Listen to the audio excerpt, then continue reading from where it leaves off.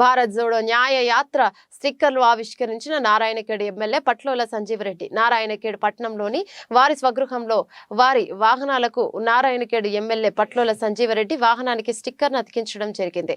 ఈ కార్యక్రమంలో DCC general secretary Chandrashekar Reddy, Narayankhed మాజీ ఎంపీటీసీ పండారెడ్డి, పురంజన్, వెంకటరెడ్డి, ఆకాష్ రాజు తదితరులు పాల్గొనడం జరిగింది.